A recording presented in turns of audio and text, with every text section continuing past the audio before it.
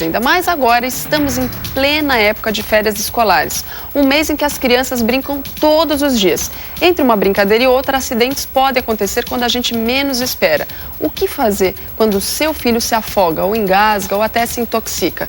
Vamos conhecer os primeiros socorros, porque eles podem ser a diferença entre um susto e uma tragédia. A reportagem da Caroline Keller mostra agora um curso que ensina os primeiros socorros para pais precavidos. Acidentes com crianças são imprevisíveis. E o que fazer quando uma criança engasga, bate com a cabeça, se afoga, desmaia ou para de respirar? Ter um filho nos braços entre a vida e a morte foi a pior sensação que esta advogada já enfrentou. O aconchego do lar é um campo minado para a criança. 9 em cada 10 acidentes acontecem dentro de casa. E eles representam a maior causa de morte nessa faixa etária, que vai até os 14 anos. No Brasil, cerca de 140 mil crianças são hospitalizadas, vítimas de acidentes. Deste total, 6 mil acabam morrendo. Na última semana, a história da pequena Ana Cristina, de 1 ano e 7 meses, chamou a atenção para a importância no atendimento de primeiro socorro de engasgar com leite. Ocorre uma obstrução das vias aéreas. Neste caso, existem 2 maneiras de fazer com que eles voltem a respirar. Ele pode colocar esse bebê contra o seu próprio corpo, encostando aqui no abdômen, no tórax, e vai fazer de 6 a 8 compressões bruscas, afundando mais ou menos uns 4 centímetros. Dessa forma aqui, no finalzinho das costelas, bem em cima da parte do umbigo, correto? Faz esse movimento de 6 a 8 vezes, segura o bebê, encosta próximo do seu rosto para ver, ouvir e sentir se voltou a respiração. Com certeza você já vai ter salvo a vida dessa criancinha. Existe outra técnica que também tem que ser explicada com uma certa cautela, que é o seguinte: você vai segurar o bebê com os 2 dedos aqui entre o pescocinho dele, dessa forma aqui. A sua mão encaixa direitinho novamente na boca do estômago, logo acima do diafragma do nenê. Prendo o bebê com a perninha dele junto ao meu corpo e o coloco a um ângulo de 45 graus. Para quê? Para que a força da gravidade ajude o que está obstruindo o bebê a sair desse local. Dou tapas secos entre o omoplata, no meio das costas dele aqui. E esse tapa seco tem que ser eficaz, não pode ser muito bruto. Eu faço dessa forma, uma distância de 20, 30 centímetros aproximadamente. Bato com essa região da mão, que é a região hipotenar, essa parte de baixo da mão, e vou dar de 6 a 8 tapas novamente. Somente isso, não precisa nem mais e nem menos. Faço de 6 a 8, passo o bebê para o outro lado, novamente ver, ouvir e sentir, com certeza terei salvo a vida dessa criancinha. No caso de uma criança maior, que se engasga com balas, remédios e pequenos objetos, o procedimento é o mesmo aplicado em adultos.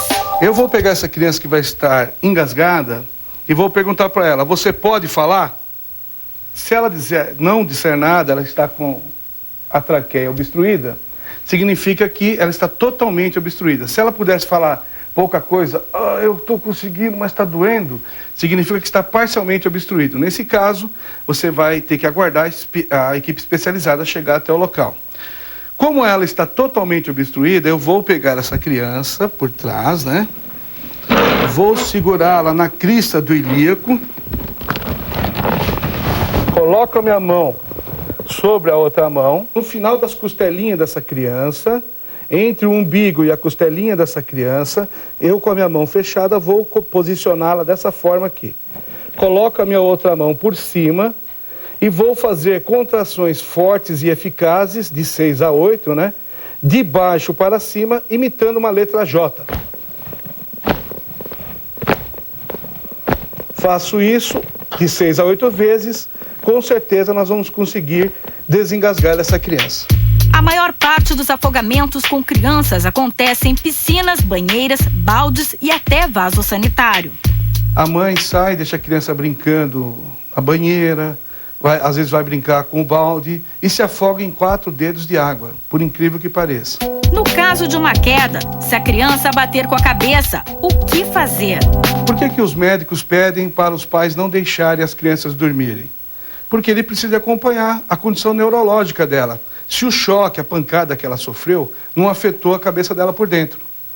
Então, se você não tiver o controle do nível de consciência, estar perguntando para ela, Paulinho, Juquinha, Mariazinha, como é que você está? Está tudo bem? Sempre checando o quê? A condição neurológica, a resposta dela, a inteligência dela, a vivacidade dela, a normalidade do estado dela. É por isso que você não pode deixar a criança dormir, porque o sono é um dos sinais de que houve trauma. A vontade de vomitar também é um sinal que houve trauma. Então o pai tem que estar atento a esses sinais. A criança pode apresentar falta da respiração, esse também é um sinal. Então, batida na cabeça sempre há uma grande suspeita.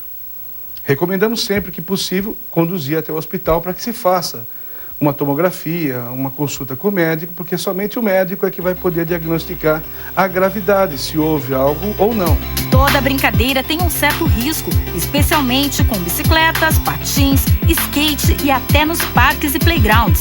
Em crianças maiores, atenção para as fraturas. Não devemos movimentar bruscamente essa pessoa. Ei, fala comigo, o que aconteceu?